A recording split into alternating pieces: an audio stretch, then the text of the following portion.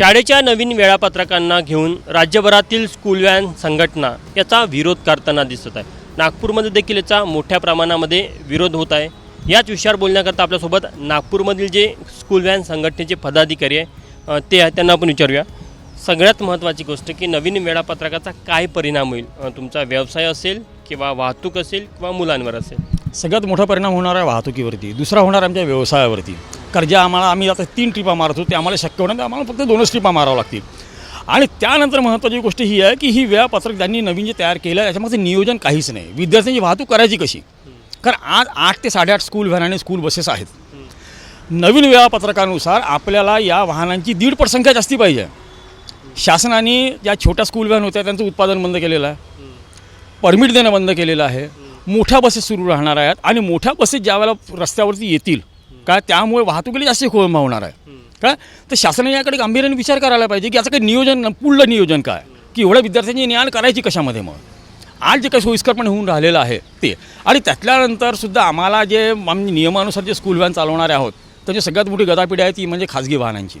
शहरात किती खाजगी असेल, म्हणजे तुमच्या नियमानुसार किती आहे रजिस्टर आणि खाजगी किती असेल? 8 ते 8.5 तर स्कूल व्हॅन आणि स्कूल बसेस आहेत. त्यानंतर किमान कमीत कमी संख्या म्हणजे 5,000 तर खाजगी गाड्या आहेत, ज्यामध्ये स्कूल व्हॅन आहेत, ट्रॅक्स आहेत, सुमो आहेत. या गाड्यांमध्ये सुद्धा विद्यार्थ्यांची वाहतूक केली जाते. त्यांना कोणतेही नियम नाही आणि सगळे नियम फक्त जे नियमाने स्कूल व्हॅन आपल्या पिवळ्या व्हॅन घेऊन चालत आहेत त्यांच्या मागे नियम लावलेले आहेत. तर एक सांगा, आता तुमच्या फेऱ्या कमी होणार आहे. एका दिवसाला तुम्ही किती फेऱ्या मारत होते आतापर्यंत? 2 किंवा 3 ते 4. कुठल्या याच्यामध्ये 3 असायच्या, कुठल्या याच्यामध्ये 4 असायच्या. तसं मॅक्झिमम 3च समजा.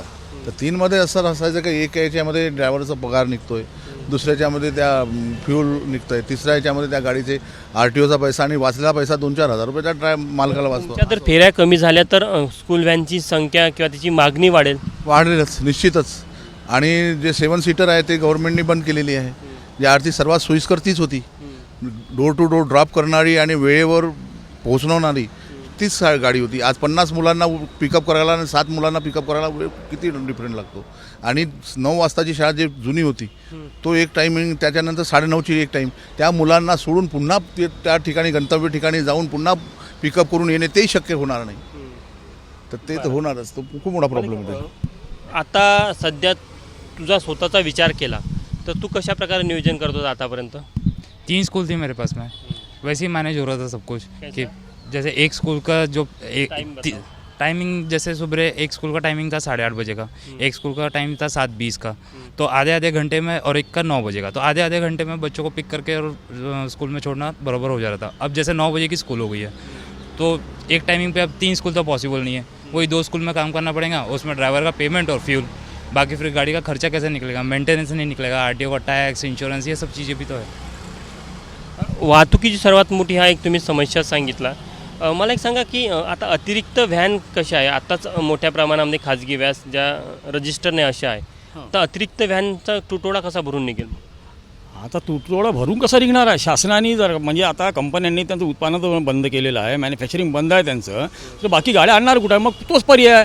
लोक मोठमोठ्या गाड्या घेतील खाजगी वाहनातल्या, आपल्या ज्या खाजगी उपयोगाच्या, त्यामध्ये विद्यार्थी आणणे करतील.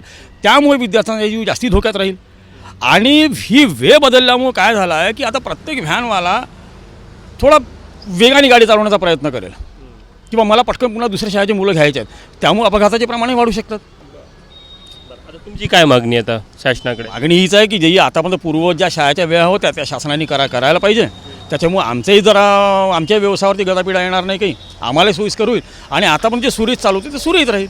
आणि खाजगी वाहनांवर त्यांनी थोडा अंकुश करायला पाहिजे. तुम्ही विरोध नोंदवला आहे, समजा नाहीच मागण्या मान्य केल्या शासनात, तुमच्याकडे पर्याय मग काय भूमिका असेल?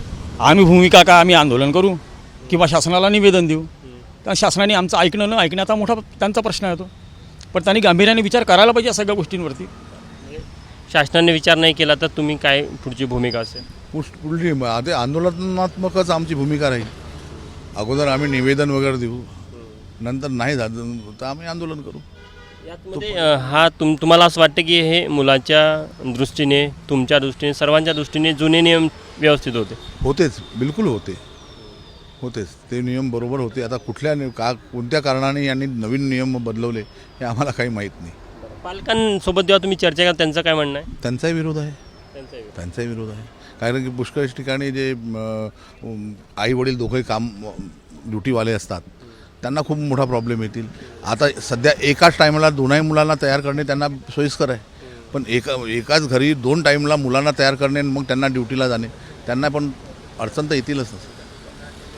आपण बघू शकतो की नवीन वेळापत्रकाचा विरोध नागपूरमध्ये देखील आहे. जी स्कूल व्हॅन संघटना आहे त्यांनी 2-3 प्रमुख मुद्दे मांडले. एकतर फेऱ्या कमी झाल्यामुळे अतिरिक्त स्कूल व्हॅनची गरज पडेल, तर त्या कुठनं आणायच्या, ज्या खाजगी स्कूल व्हॅन येणार त्यावर शासनाचा किती अंकुश असेल, किती नियमाचं ते पालन करेल आणि सोबतच त्यांच्या व्यवसायावर देखील याचा गदा येणार आहे. त्यामुळे कुठेतरी त्यांच्या ज्या मागण्या आहे त्या शासनाने ऐकाव्या आणि कुठेतरी सकारात्मक तोडगा काढावा अशी मागणी नागपूरच्या स्कूल व्हॅन संघटनेची आहे. कॅमेरामॅन व्यंकटेश नायडूसह तुषार कोहळे, ABP माझा, नागपूर. ABP माझा, उघडा डोळे बघा नीट.